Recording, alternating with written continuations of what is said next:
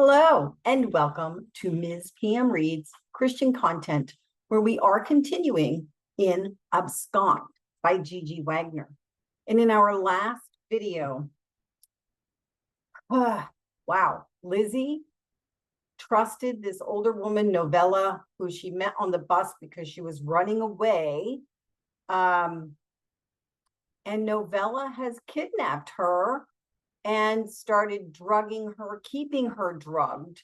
And they haven't really said much about that, or why, but that's what's happening. And Lyzee has started to try to not swallow the drugs they're giving her so that she can be more alert. And oh yeah, and she made a phone call to Gwen, and that's where we stopped. This section is called Hostage. The room was spinning. Lyzee reached for the dresser to steady herself. Her body flinched as Opal gripped her arm, nearly knocking her off balance. Her hand instinctively shielded her eyes as she was drugged into the light. Taking a few seconds before her eyes had completely adjusted, she lifted her chin to see Novella at the end of the short hall. "Your dress is hanging on the back of the door there," Novella said.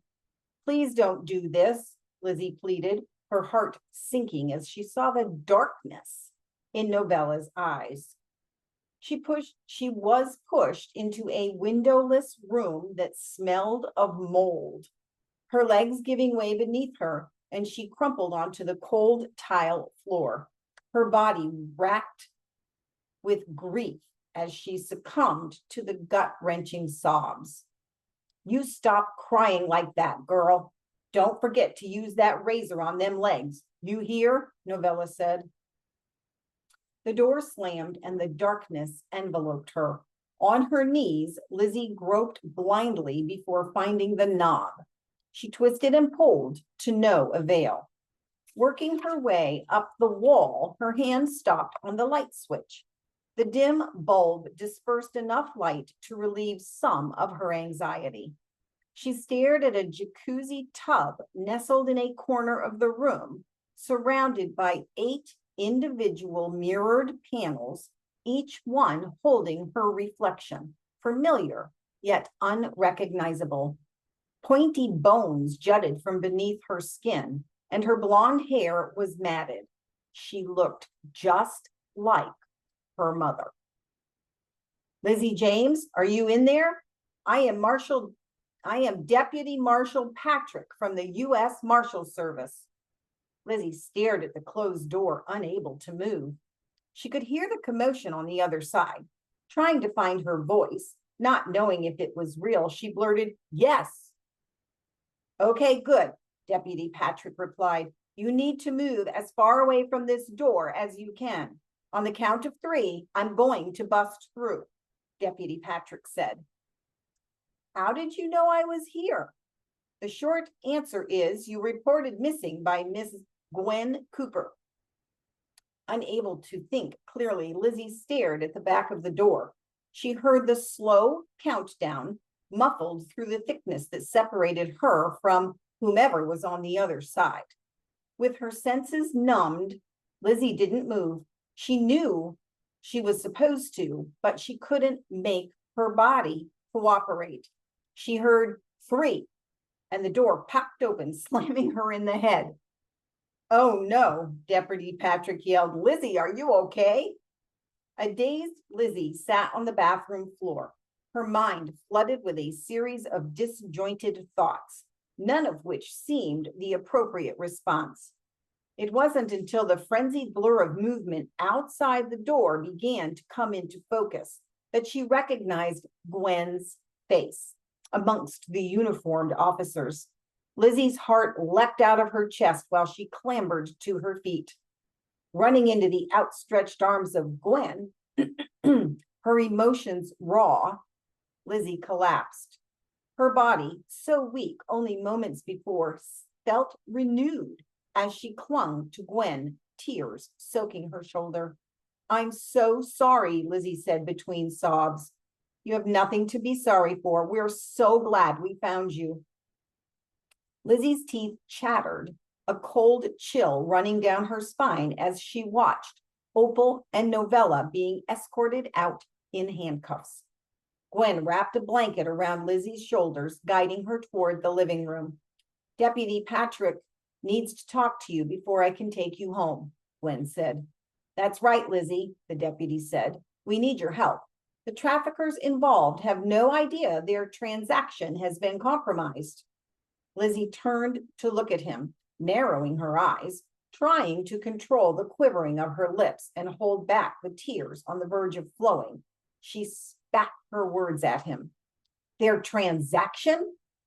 I was manipulated and drugged. I just want to go home and forget all of this. These traffickers have been in our sights for a while, but we have never been able to get this close, Deputy Patrick pleaded, his bright blue eyes boring into Lyzee's soul. If we don't act right now, we may not get another chance. It has to be tonight. Lyzee considered. She was tired and hungry and longed to be done with this part of her life, to put it all behind her. But would it be possible to do so, knowing guys like Milo and his ilk were still out there doing things like this to girls like her? Worse, they might find girls more innocent than her, girls who weren't already damaged goods. Could she live with herself if she refused to help those girls? She sighed. What would I have to do? An hour later, Lyzee unscrewed the lid of a bottled water and guzzled it. She couldn't help but notice the pink smears where her mouth had touched. She had not watched as Gwen applied the makeup, but her curiosity was getting the best of her. Ugh, she said when she saw the finished result. Before she had looked like her mother after a night of using, now she looked like a young version of the lurid and disgusting Opal. Turning away from the mirror, she stared at the closed door. Reaching for the knob, then dropping her hand down to her side, she tugged one last time on the thin material that barely skimmed her thighs. She reached again for the knob, but jumped back, swallowing a scream as she came face to face with Gwen. Oh, honey, are you okay? Gwen asked. I hate this. All of it, Lyzee said. The task force commander instructed me to put it on thick. Gwen explained. Bleh. Walking on Gwen's heels in an attempt to hide herself, Lyzee's heart was pounding out of her chest. Gwen wrapped an arm around her. I know you can do this, Gwen said. Think about another unsuspecting girl that won't have to go through what you have. They said I have to wait around back in a squad car. There are like 1,000,001 officers milling around here. Remember, you are not alone. Gwen said goodbye then, and Lyzee went to the living room and settled into a chair.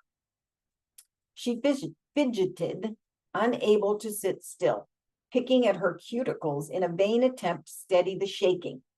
She sucked in a breath, letting it out slowly when Deputy Patrick plopped onto the couch across from her. Novella is cooperating, hoping for leniency, so just follow her lead. She will be proceeding like this is a normal sale, he said. Lyzee stared wide-eyed as her thoughts were too scattered to come up with a question. She shook her head in agreement, and then he was gone, the quiet returning. Lyzee watched Novella stand across the room toward her. The impact of the slap, sudden and unexpected, left Lyzee cowering in fear, covering her throbbing, burning cheek with her hand. Stinging tears slipped from her eyes in a steady stream. Why weren't they coming to help her? You keep your head down. Don't you look none of them in the eye. You hear? Novella said. And that's where we're going to stop. This is only going to get a little more worse, but the police are with her. But the next chapter is titled Sold. So we're going to go through the process. I guess. I don't know. Maybe we'll get some background on Novella. I'm cheating and looking ahead. All right, you guys. Well, so far, Lyzee's okay. She's going to go through this little sting operation, and we'll see how it turns out. All right, you guys. I hope you have a blessed day. I'll see you next time.